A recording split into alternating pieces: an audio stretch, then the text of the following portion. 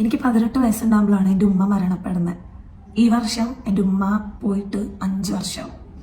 ഈ 5 വർഷത്തിൽ ഞാൻ പഠിച്ചൊരു കാര്യമുണ്ട്. എന്താ അറിയാം, നമ്മുടെ പാരൻസ് ഇല്ലെങ്കിൽ നമുക്ക് നമ്മുടെ കൂടെ നിൽക്കുക ഒരു പട്ടി കുഞ്ഞും ഉണ്ടാവില്ല.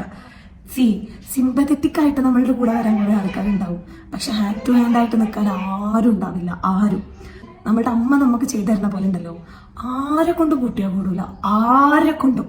ഇന്നലെ വരെ തൊട്ടടുത്ത് കിടന്ന അമ്മ നാളെ തൊട്ട് ഇല്ല എന്ന് പറയുന്ന സിറ്റുവേഷൻ സ്വപ്നത്തിൽ പോലും നിങ്ങൾക്ക് കാണാൻ ഇടവരാതിരിക്കട്ടെ എന്ന് ഞാൻ മനസ്സിൽ തട്ടി പ്രാർത്ഥിക്കുന്നു.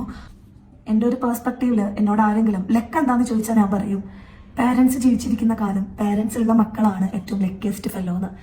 അതില്ലാണ്ടായാലാണ് അതിൻ്റെ വേദന അറിയുള്ളൂ. പിന്നെ നിങ്ങൾക്ക് വേണ്ടി അവർ പ്രാർത്ഥിക്കുന്ന കാലഘട്ടമല്ലേ, നിങ്ങൾ സേഫ് ആയിരിക്കും. എന്നവരില്ലാതാവുന്നോ, എന്നവരുടെ പ്രാർത്ഥന നിലക്കുന്നോ, അന്ന് തൊട്ട് നിങ്ങളുടെ ഡൗൺഫോൾ തുടങ്ങും. നിങ്ങൾക്ക് വേണ്ടപ്പെട്ട ഒരാള് നിങ്ങൾക്ക് എന്തെങ്കിലും ഒരു കുഞ്ഞു ഗിഫ്റ്റ് തന്നാൽ പോലും നിങ്ങൾ താങ്ക്സ് പറയാറില്ലേ, അല്ലെങ്കിൽ അത് ഇഷ്ടപ്പെട്ടു എന്നുള്ള ഇഷ്ടം നിങ്ങൾ കാണിക്കാറില്ലേ?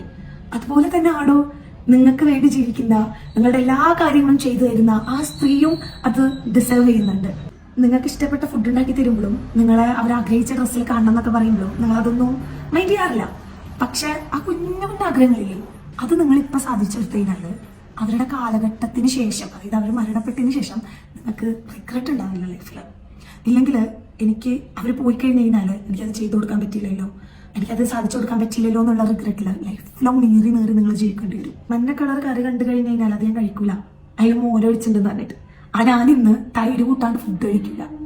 അപ്പോൾ അവര് കഷ്ടപ്പെട്ടുണ്ടാക്കി തരുന്ന ഭക്ഷണം എനിക്ക് വേണ്ട, ഞാനത് കഴിക്കൂല, എനിക്കത് ഇഷ്ടമല്ല എന്നിട്ട് തള്ളി കളയുമ്പോൾ നിങ്ങൾ ആലോചിക്കണം, നിങ്ങളെ കൊണ്ട് അതിന് പറ്റുമോ? നിങ്ങളെ കൊണ്ട് അവർക്ക് വേണ്ടി എഴുന്നേറ്റിട്ട് അവർക്ക് വേണ്ടി കാര്യങ്ങൾ ചെയ്തു കൊടുക്കാൻ പറ്റും. അപ്പം നിങ്ങൾ പറയും അത് അവരുടെ കടമയല്ലേന്ന്. അതുപോലെ നിങ്ങളുടെ കടമയാണ് അവർ ചെയ്തിരുന്ന ഓരോ കാര്യത്തിനും നന്ദി കാണിക്കുക എന്നുള്ളത്. പിന്നെ ഏജായി വരുന്ന പാരൻസ് ഉണ്ടെങ്കിൽ അവരുടെ ഹെൽത്ത് ചെക്കപ്പ് ഒക്കെ ചെയ്യുക. അത് ഒരു സമാധാനത്തിന് വേണ്ടിയിട്ടാണ്. കാരണം എന്താ അറിയോ, നിങ്ങളുടെ ഭാഗം നിങ്ങൾ ക്ലിയർ ചെയ്ത് കഴിഞ്ഞ് കഴിഞ്ഞാൽ നാളെ ഞാൻ നേരത്തെ പറഞ്ഞ പോലെ റിഗ്രറ്റ് ഇല്ലാണ്ട് ജീവിക്കാം. അവർക്ക് വേണ്ടി ചെയ്തു കൊടുക്കാൻ പറ്റുന്ന കുഞ്ഞു കുഞ്ഞു കാര്യങ്ങൾ പറ്റുമെങ്കിൽ എന്നല്ല, ഉറപ്പായിട്ട് നിങ്ങൾ ചെയ്യുക. നിങ്ങളെ കൊണ്ട് അത് പറ്റും. ഇല്ലെങ്കിൽ പിന്നെ നിങ്ങൾക്ക് ലൈഫിൽ എന്ത് പറ്റില്ല. നിങ്ങളെ കൊണ്ട് അത്രയും കുഞ്ഞു കാര്യം നിങ്ങൾക്ക് ചെയ്യാൻ പറ്റില്ലെങ്കിൽ നിങ്ങൾ ലൈഫിൽ ഫെയിലിയർ ആയിരിക്കും. കുറേ പേര് പറയും അത് ചെയ്തില്ലെങ്കിൽ നീ ഫെയിലിയർ ആവും. അല്ല, നിങ്ങളുടെ പാരൻസിന് വേണ്ടിയിട്ട് നിങ്ങൾക്ക് അത് ചെയ്യാൻ പറ്റുന്നില്ലെങ്കിൽ നിങ്ങളാണ് ഫെയിലിയർ ആയിട്ടുള്ള പേഴ്സൺ. അവരൊരു ഫുഡ് കൊണ്ട് തന്നാലേ അമ്മ നന്നായിട്ടുണ്ട്, എന്തെങ്കിലും സ്പെഷ്യലായിട്ട് ഇതിൽ ചേർത്തോന്ന് ജസ്റ്റ് ഒന്ന് ചോദിച്ചേക്ക്, നാവ് ഉള്ളിലിടാതെ അത്ര വലിയൊരു പ്രസംഗം നിങ്ങൾക്ക് കേൾക്കാൻ പറ്റും. എന്താ പറയാ, അവരുടെ സന്തോഷം അപ്പോൾ കാത്തു സൂക്ഷിക്കാൻ പറ്റുന്ന ഏറ്റവും വലിയ നിധിയാണ് നിങ്ങളുടെ പാരൻസിന്റെ സന്തോഷം. അതെന്നും കളഞ്ഞു പോവാതെ സൂക്ഷിക്കുക. Have A nice day. And next video ആയിട്ട് കാണുന്നവരെ ബൈ.